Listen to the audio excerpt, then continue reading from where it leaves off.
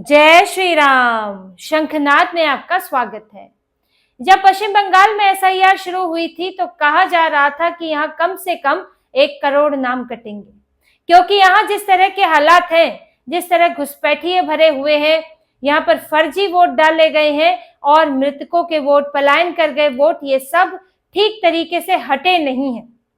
तो यहाँ पर आंकड़ा बड़ा होना तय है और यही बात अब सामने आई है जब चुनाव आयोग के लगभग आंकड़े सामने आ गए हैं कि एसआईआर और साथ में जो ये लॉजिकल डिस्क्रिपेंसी, तार्किक विसंगतियां पाई गई थी, इसके बाद कितने नाम कटे हैं। लगभग 91 लाख नाम कट चुके हैं बंगाल में एसआईआर के तहत। 91 लाख का आंकड़ा है यहाँ पर। ये आंकड़े बढ़कर और ज्यादा हो सकते हैं क्योंकि जो 60 लाख विसंगतियों वाले मामले हैं उसमें से अभी कुछ बचे हुए हैं, तो आंकड़ा 91 लाख के बाद 92 लाख या उससे भी ज्यादा हो सकता है।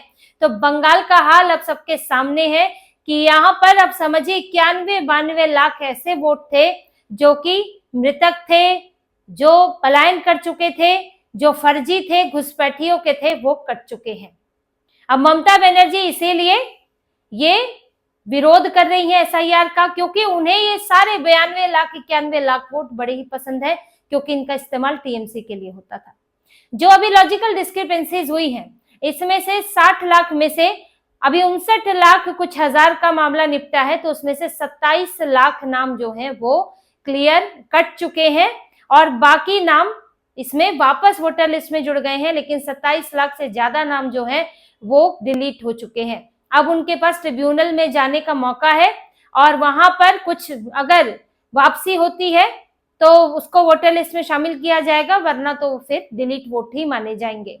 और अगर जिलों की बात करें तो मुर्शिदाबाद सबसे नंबर 1 है। मुर्शिदाबाद घुसपैठियों के मामले में भी नंबर 1 है। वहां की आबादी ये बताती है कि किस तरह से वहां पर 100 गुना की स्पीड से आबादी बढ़ी है, तो वहां पर वोटर लिस्ट से जो नाम कटे हैं वो भी सबसे ज्यादा कटे हैं। मुर्शिदाबाद में 4,55,137 वोटर कट चुके हैं। उसके बाद उत्तर 24 परगना में 3,25,666 वोटर कट चुके हैं। मालदा में 2,39,375 वोटर कट चुके हैं। और ये जो आंकड़ा है ये लॉजिकल डिस्क्रिपेंसीज का आंकड़ा है। अभी टोटल मामले आने, कुल मामले आने बाकी है। और कुल मिलाकर वोटर का कटना अलग बात है और लॉजिकल डिस्क्रिपेंसीज में सबसे ज्यादा नाम कटना अलग बात हो जाती है। देखिए, जो 58 लाख नाम कटे थे दिसंबर में, जो आंकड़ा जारी हुआ था वो हुआ था मृतकों का, या जो पलायन कर गए, जो यहाँ पर अज्ञात है, मिले ही नहीं। जो एक कॉमन है, जो यहाँ सभी राज्यों में मिलता है, इस तरह के वोटर मिलते हैं और उन्हीं को हटाकर जो है वोटर लिस्ट शुद्ध की जाती है। लेकिन उसके बाद जो आंकड़े आए वो आए किसके? वो जिन्होंने दस्तावेज गलत तरीके से दिए थे, जिनके दस्तावेजों में गड़बड़ी पाई गई, जो यहाँ भारत के लग नहीं रहे थे, और वो मामले गए लॉजिकल डिस्क्रिपेंसीज में। पहले तो एक लिस्ट आई 58 लाख के बाद 63 लाख की लिस्ट आई जब एसआईआर पूरी हो गई, फिर यहाँ पर आया लॉजिकल डिस्क्रिपेंसीज का मामला। और इसमें अगर मुर्शिदाबाद आगे है तो ये बहुत कुछ कहता है।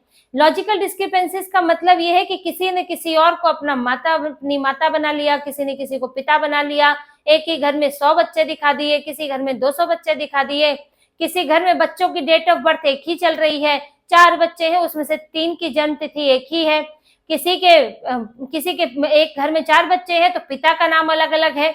तो ये सारी चीजें जब विसंगतियों में देखी गई है तो ये दिखाता है कि हेरा फेरी करने की कोशिश की गई। यानी कि जो चुनाव आयोग ने नियम बताए थे कि 2002 की सूची में अगर किसी के माता पिता का नाम होगा तो फिर उसको वही साबित करना है बस कि 2002 की सूची में उसके माता पिता का नाम है, उसे अपने को साबित नहीं करना है और उसके बाद उसका नाम वोटर लिस्ट में आ जाएगा, या फिर उसे वो 12-13 दस्तावेज है जिनका नाम दिया गया था वो सौंपने होंगे।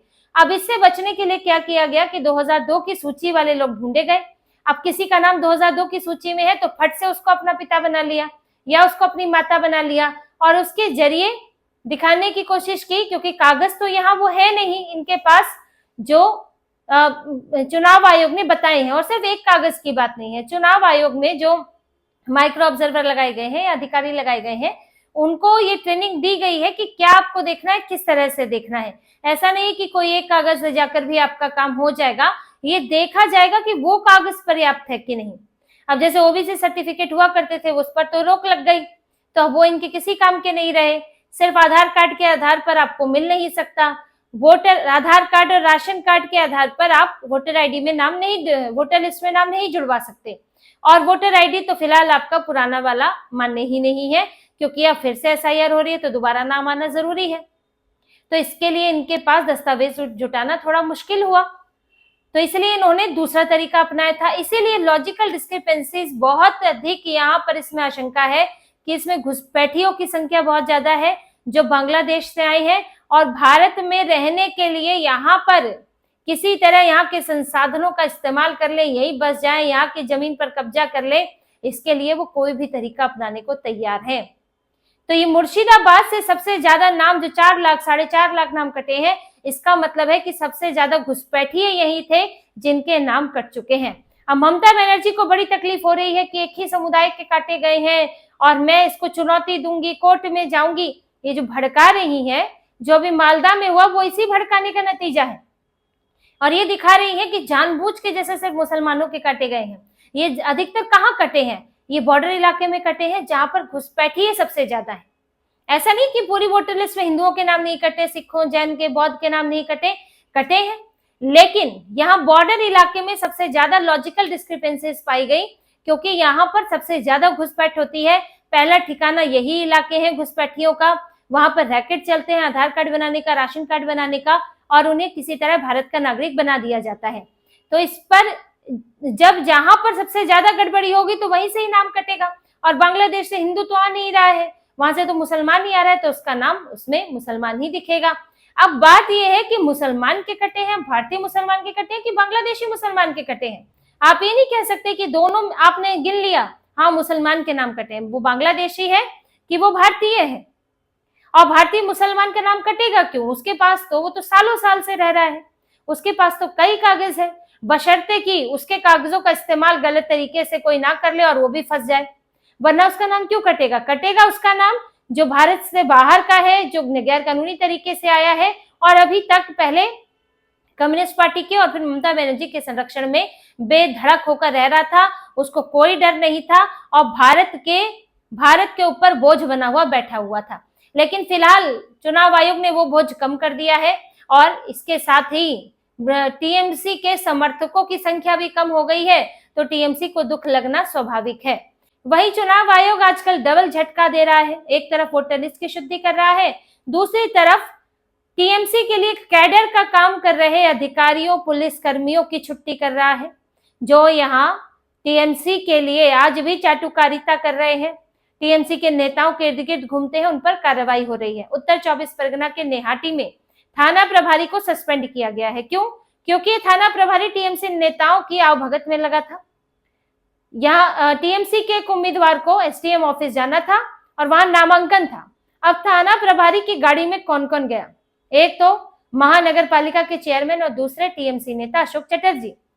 वो टीएमसी उम्मीदवार के नामांकन में हिस्सा लेने के लिए एसडीएम ऑफिस में पुलिस की गाड़ी से उतरे, जबकि यहाँ पर आचार संहिता लागू है और पुलिस इस तरह से ढोने का काम नहीं कर सकती है टीएमसी के नेताओं को। अब थाना प्रभारी कल को अगर उस इलाके में जरूरत पड़ती है, लॉ एंड ऑर्डर की स्थिति बनती है, टीएमसी के गुंडे जो हैं वो धमकाते हैं लोगों को, तो वो थाना प्रभारी क्या एक्शन लेगा?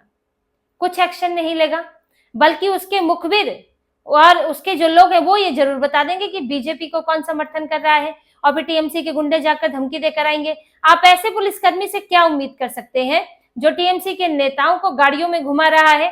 वो उनके खिलाफ क्या कार्रवाई कर पाएगा? इसीलिए थाना प्रभारी को सस्पेंड कर दिया गया। इससे पहले कोलकाता में भी सस्पेंशन हुआ है, 3 थाना प्रभारियों का, एक सार्जेंट का सस्पेंशन हुआ, क्योंकि भवानीपुर में जब अमित शाह एक रोड शो कर रहे थे, उसमें टीएमसी के वही कार्यकर्ता, नेता, गुंडे जो हैं हल्ला हंगामा करने लगे, झड़प की स्थिति आ गई, पुलिस वाले वहां पर मुस्तैद नहीं दिखे और इस तरह की जो स्थितियां बन सकती हैं इसको भी रोकने की कोशिश नहीं की गई। तो फिर इसके बाद सीधे सीधे सस्पेंशन हुआ है और विभागीय जांच बैठी है। तो जहां से भी शिकायत आ रही है उन शिकायतों पर संज्ञान लिया जा रहा है, लोगों से भी पूछा जा रहा है कि अगर कोई अधिकारी इस तरह काम कर रहा है, टीएमसी का नेता आके या कोई भी नेता आके आपको डरा धमका रहा है, तो उसकी आप कंप्लेंट कर सकते हैं। और मुख्य चुनाव आयुक्त खुद अलग अलग इलाकों में घूमकर लोगों को भरोसा दिलाने में लगे हैं। लेकिन टीएमसी कैडर के तो जो पुलिस वाले हैं वो तो है ही, वो तो अपनी निष्ठा से काम करेंगे ही। जैसे ही सुप्रीम सरकार, जो कि बंगाल में पूर्व पुलिस कमिश्नर और ममता बनर्जी के करीबी, टीएमसी के करीबी, अब चुनाव आयोग ने उनकी ड्यूटी लगाई तमिलनाडु में पुलिस पर्यवेक्षक के तौर पर, लेकिन जाने को राजी नहीं है। कह रहे हैं कि नहीं, मैं तो मेडिकल आधार बता रहे हैं कि मेडिकल कारणों से नहीं जा सकता, मेरी तबीयत खराब है, मुझे मुक्त कर दीजिए काम से, जा ही नहीं रहे हैं। तो लेकिन चुनाव आयोग ने भी जबरदस्ती भेज ही दिया कि ये स्वीकार नहीं होगा, कोई मेडिकल कारण नहीं है, तमिलनाडु में रिपोर्ट करो। अब जब चुनाव आयोग ने अर्जी खारिज कर दी तो जाना ही पड़ेगा, बंगाल से निकलना ही पड़ेगा।